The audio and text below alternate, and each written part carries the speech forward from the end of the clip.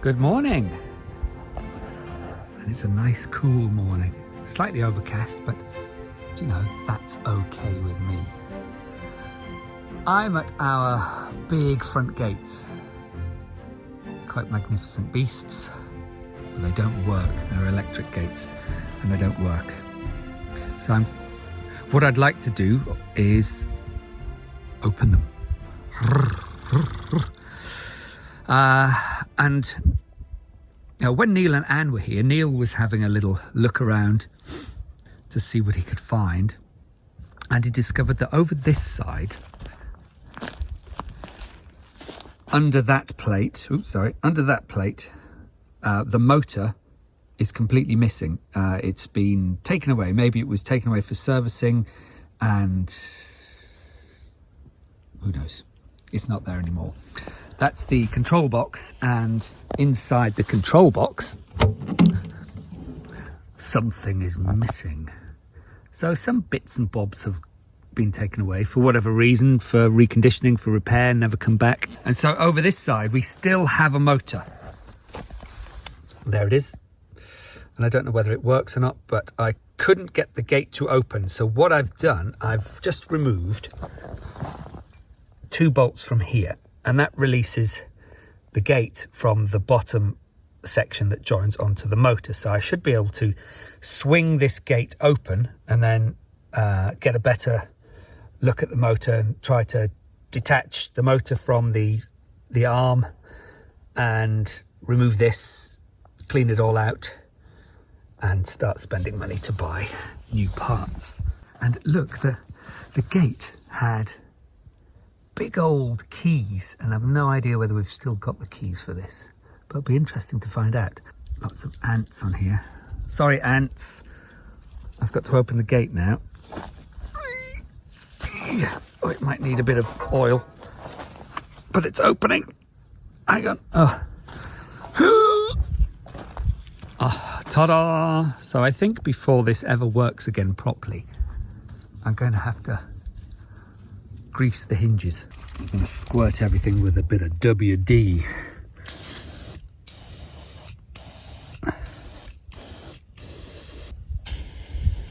So everything's had 5 minutes or so to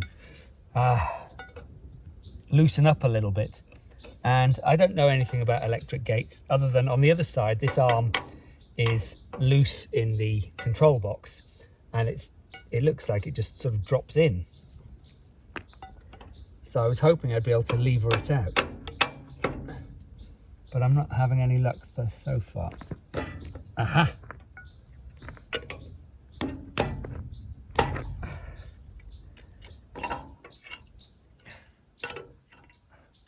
As simple as that. So now if I close the gate again, screw it back to this swinging arm mechanism, then I should be able to open the whole thing, so move this out the way so I can then properly get at the motor. Why do I always have a spaniel in my face?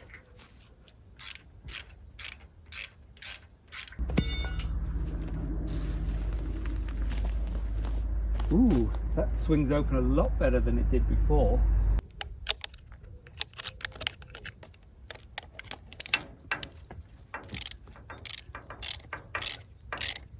New problem, because of course there's always a problem. The 2 bolts that fix the motor at this end of the box are quite a bit longer, and a standard socket won't reach. I can't reach the nut. So I'm going to have a look in the barn to see if I've got a 19mm spark plug socket, which should be long enough to fit over that and undo it. Well, I've been partially successful. It looks like a longer socket, but it's actually a double-sided socket. So the socket connection is actually in the middle.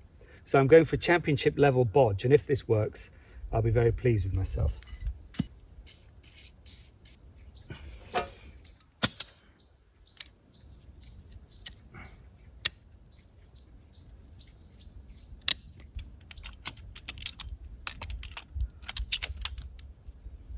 So my next problem is that this part of the motor arm is somewhat in the way, and the bolt in this end is even longer than that side, and so my bodge solution isn't going to work here.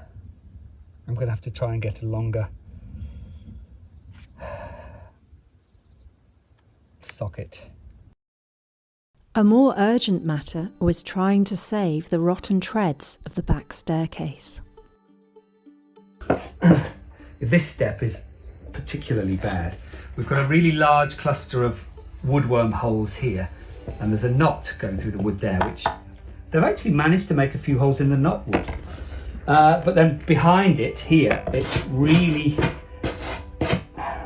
destroyed. So that there's only probably about 10 millimeters of wood left in this section, and sadly the more I'm scrubbing, the more it's just falling away. I'm trying to get back to some half decent wood that I'll then be able to put wet rock hardener on to try and firm it up a little bit, let that dry. I don't think there's any live woodworm in here, but it can't hurt to treat for woodworm. And then once that's all dry and ready, then I'll get some wood filler, I think, and sort of fill some of the gaps, fill the worst of it. And then along this side, all this is completely gone, and that was the profile there. So it might be possible, if any of this is savable, or if not, I might just be able to chop this in a straight line across there and fit a new piece of wood there to make up the gap, and blend it in with varnish and things, whatever colour we need to do. But it's not a one-day job.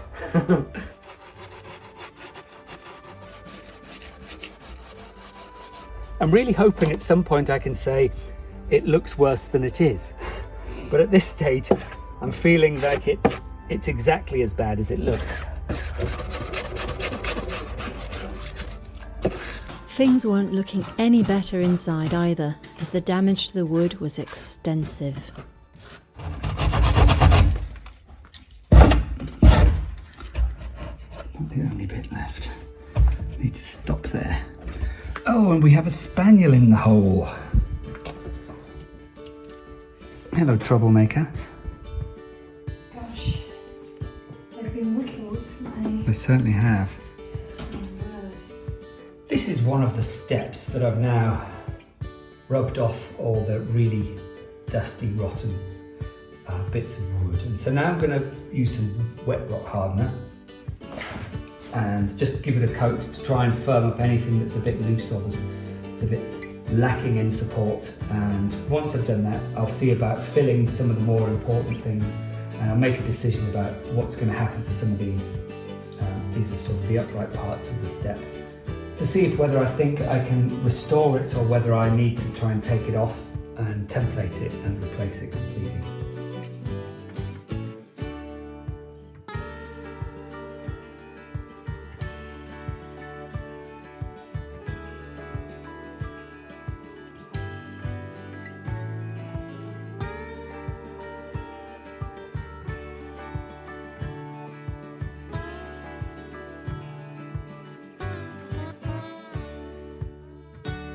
I've now braced this stair with a small little wooden frame like that of treated wood. So that stair is absolutely rigid as hell now. It's not moving at all, which is brilliant. And so the next two steps are going to be a lot harder to do because the space gets smaller and smaller by increments.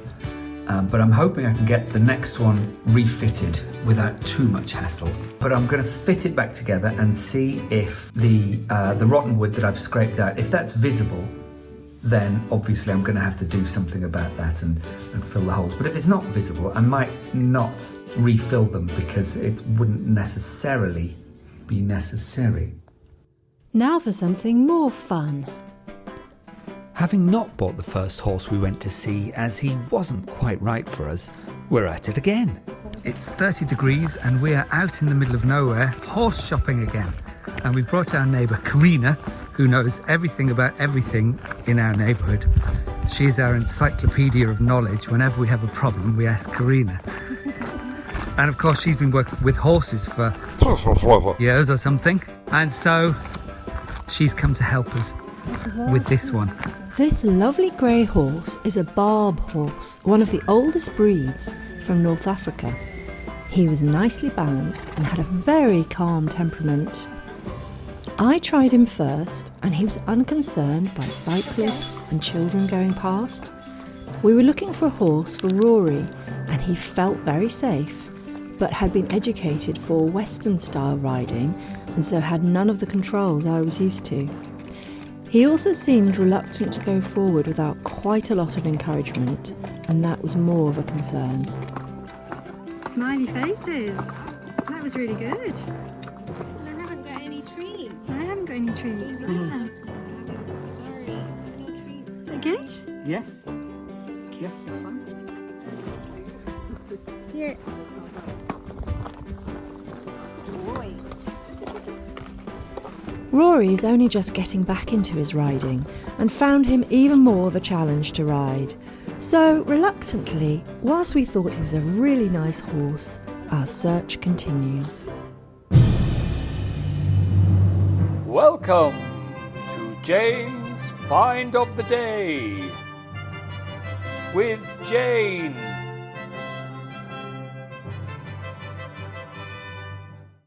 Hello and welcome to this week's Find of the Day at Chateau de Pican. It is such a beautiful day. I had to have the window open. I'm standing by the window, I can see the mountains, but this is the item in question this week.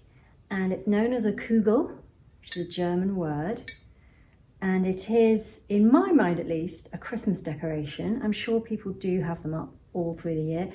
And there were a number of these hanging in the chateau when we arrived, so probably they were hung up all the time. The original ones, and I hope this is an original one, I think it is, were made between 1840 and the early 1900s. It's really heavy, it's thick glass, and they were hand blown, and they have silver on the inside. So I guess this one is more or less a clear one, although it's sort of opaque. Translucent opaque, with silver on the inside. So this is where the silvering has worn off.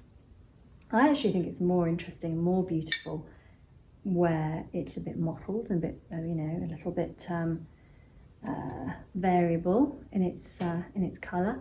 I think that's rather lovely. It has a brass cap to cover the whole of the neck, where apparently it would have been cut off the blowing iron, and so the cap's there to cover that, and also to help to anchor the loop for hanging it up. If it's not original, then it could have been made in the 20th century, later on in the 20th century in India, because a number of them were starting to be made in India and imported, and they were and are much less valuable. But as far as I know, they were much smaller. I've read 3 or 5 inches in length. I mean, this is 12 inches.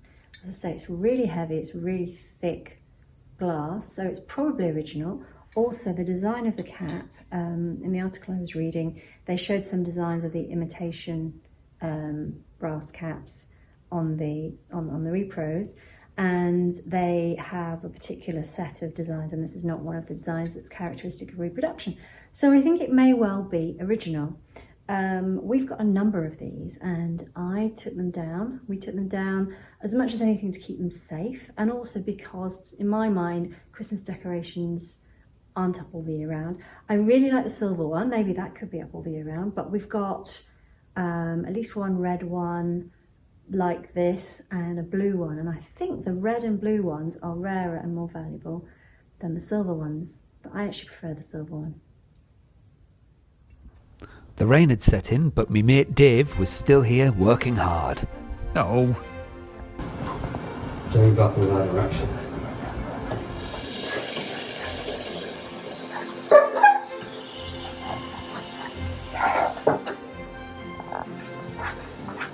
There you are. Yeah. Come for a holiday at the chateau, they said. It'll be fun. Holiday in the chateau. It'll be pouring with rain outside, and you'll end up stripping wallpaper. Stripping in the toilet wasn't Dave's only skill. He set about shoring up weather damage to the round windows in the mansard roof that had been exposed to the elements for many years. So just putting a bit of putty in.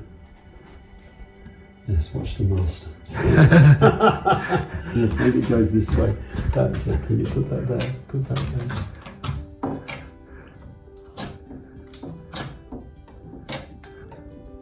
there. It will get better. Of course. There's not much of a ledge there to actually get the putty onto. There isn't. So I'll just wet the putty, press it in.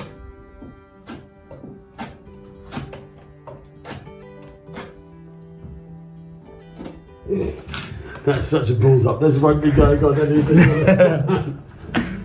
The other one worked so much better. I got camera shy. I think you need to get enough in there.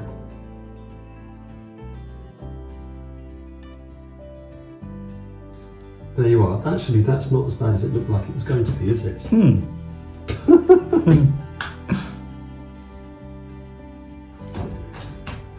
Like most things, a monkey trained will be slightly better. These windows will survive for a little bit longer. Because that's the plan, isn't it? So these old windows one day will be replaced or rebuilt because they're a little bit rotten, but what we're aiming to do is just keep them going for a little bit longer. They're also a really lovely feature, aren't they? Lovely handles, lovely ornate handles. We're very fond of them. I'm very fond of them. Dave moved seamlessly from job to job, helping us tremendously. He single-handedly saved 2 of our windows. We'll definitely invite him back. Good morning. Good afternoon. I've just received a 19mm socket, a long socket in the post today, so I'm now going up to the gate to see if I can get that last nut off, in which case I can get the motor out. And I don't know why I'm so excited to get a broken motor out, I just sort of am. But we had some heavy rain last night and thunder that went on and just didn't seem to stop. It must have gone on for a minute without stopping. I guess there was lots of thunderclaps all over the place. They were just joining into one, but it just rumbled and rumbled and rumbled. It was quite fascinating. And then I went back to sleep.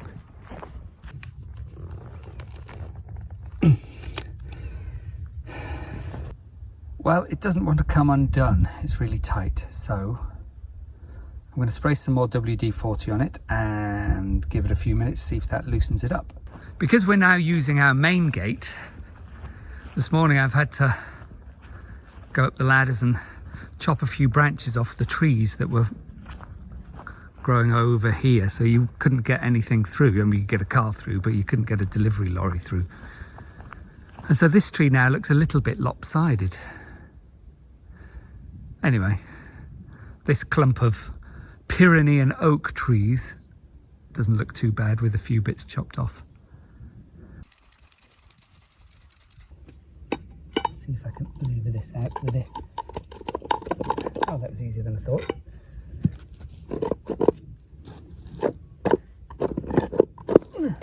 Oh, God, it's really heavy. Oh. It looks to me like I can't take the wire out of there unless I take the motor off. So I guess there'll be 4 of them. They'd have to come off before I can take the wires out. I couldn't remove the wires. They were factory set, so I had to cut it out. Still, the motor's out. Bit of an anticlimax, really. The moment that perhaps none of you have been waiting for.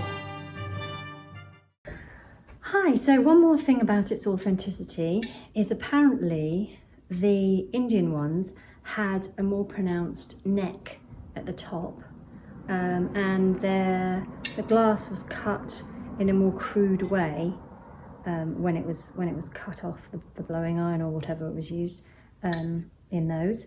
This one is pretty smooth around and pretty flush, although it's at a bit of a jaunty angle. So I'm going to go with it's original.